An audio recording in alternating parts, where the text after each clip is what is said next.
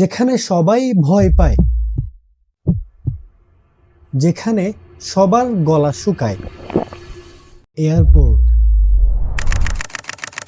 একদম ভয় পাওয়ার দরকার নেই। আজকে আমি এই ভিডিওর মধ্যে এবং এই যাত্রার মধ্যে একদম সহজভাবে একদম সিম্পল ভাবে বুঝিয়ে দিব এয়ারপোর্টের মধ্যে কি হয়, কিভাবে ইমিগ্রেশন করতে হয়। এই ভিডিওটা আমরা 3টা পার্টে ভাগ করেছি। প্রথম পার্টে আমরা আপনাদেরকে ফুল প্রসেসিংটা জানিয়ে দেওয়ার চেষ্টা করব, কিভাবে কি করতে হয়, ইমিগ্রেশন কিভাবে করতে হয়, একদম শুরু থেকে নিয়ে শেষ পর্যন্ত প্রসেসিংটা কি। সেকেন্ড পার্টে আমরা প্লেন উঠা থেকে নিয়ে নামা পর্যন্ত এই সম্পূর্ণ জার্নিটা আপনাদের সাথে শেয়ার করব। একদম লাস্ট পার্টে আমরা এয়ারপোর্ট থেকে বের হব, এয়ারপোর্ট থেকে বের হওয়ার প্রসেসটা কি এবং আপনাদেরকে কয়েকটা টিপসও জানিয়ে দিব। তো চলেন মেন ভিডিওতে।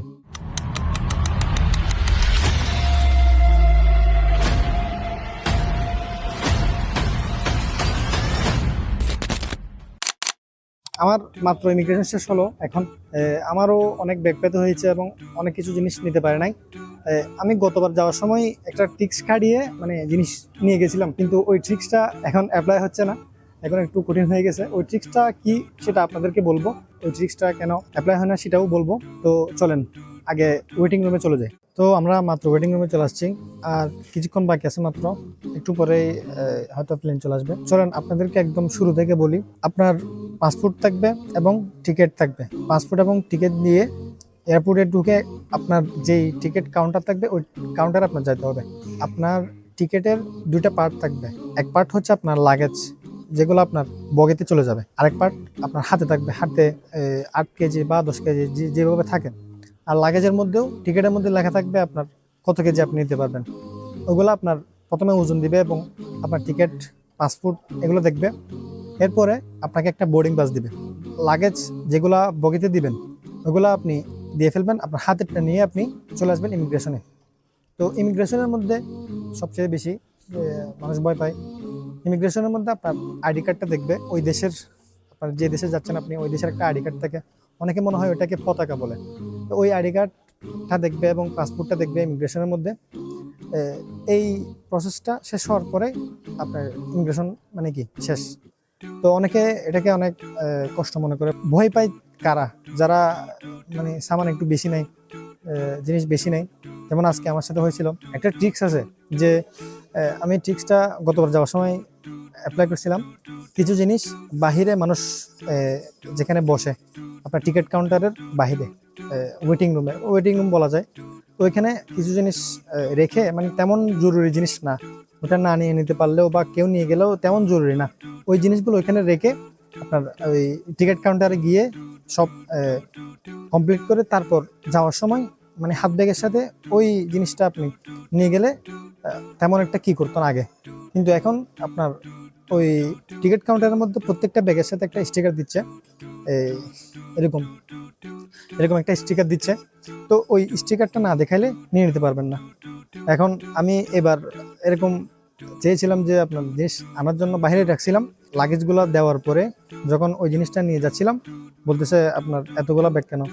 তো আমি বলতেছি এগুলা খানার জিনিস, বা আপনি যতই বলেন নিতে দিবে না। তো বলতেছি স্টিকার লাগবে, স্টিকার না হলে হবে না। তো স্টিকারটা প্রমাণ করে যে আপনি ওই টিকিট কাউন্টারের মধ্যে ওই জিনিসগুলো ওজনে দিচ্ছেন এবং ওই জিনিসগুলো আপনার লিগালে নিয়ে যাচ্ছেন।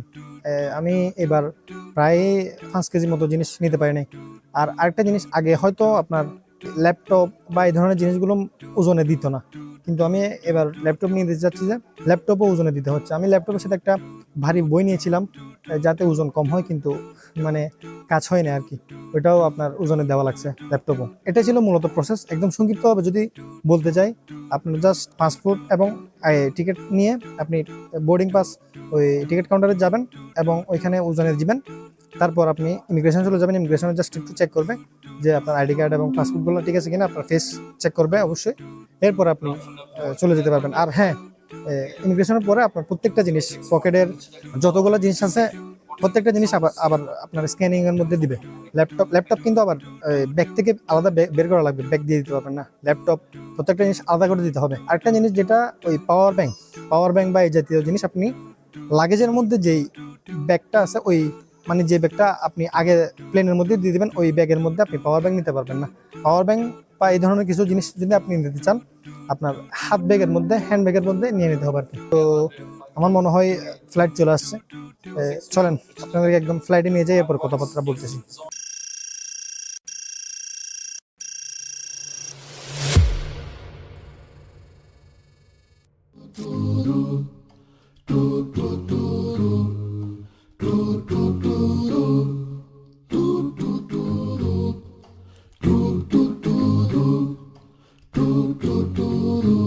আলহামদুলিল্লাহ, আপনার এখানে মানুষ কম থাকায় একদম এখানে এই তিনটা সিট পুরো খালি। আমি ওই আমার সিট থেকে এই জায়গায় চলে আসছি এবং জানালার পাশে সিট পাইছি। তো আপনাদেরকে সুন্দর কিছু ভিউ, সুন্দর কিছু ভিডিও আশা করে দেখাতে পারবো। একটু পরেই আমাদের প্লেন ছেড়ে দিবে।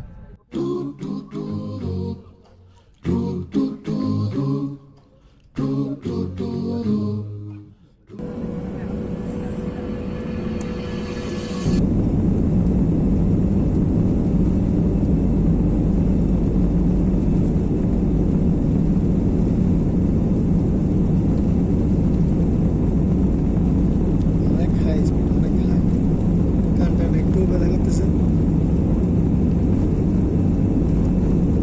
بما في ذلك السجارة الإلكترونية والفيكس ممنوع منع على متن الطائرة.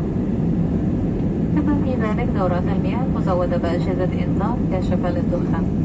نتوفر الآن مقاعد الشيء. All Animal Lounge program members, if you're not already a member, join the Skyjet portal to enjoy the deep benefits and savings. Thank you.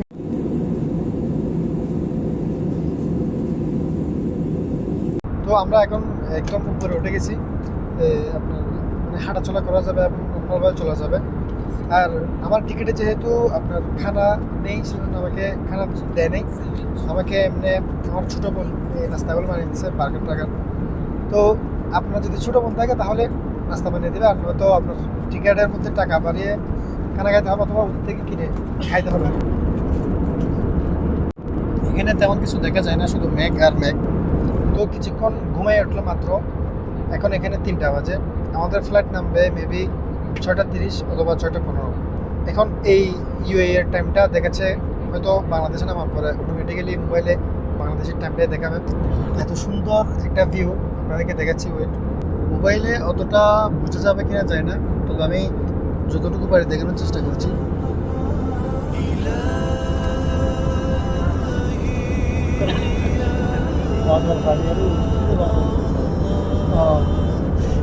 মেঘের রাজ্যে সাজেক না গিয়ে এখানে চলে আসেন।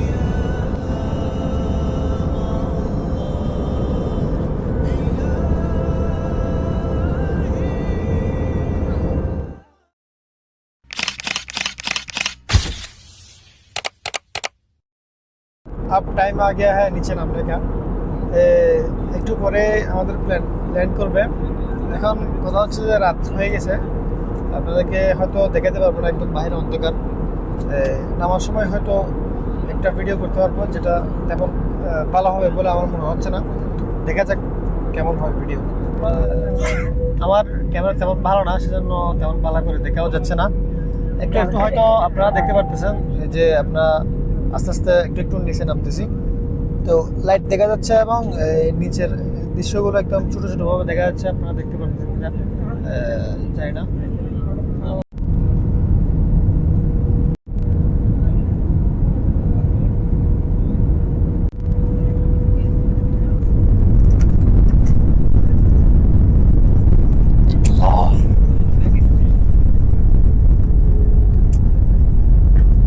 ভালো করে দেখা যাচ্ছে না, কিন্তু আমরা মোটামুটি নিচে নেমে গেছি।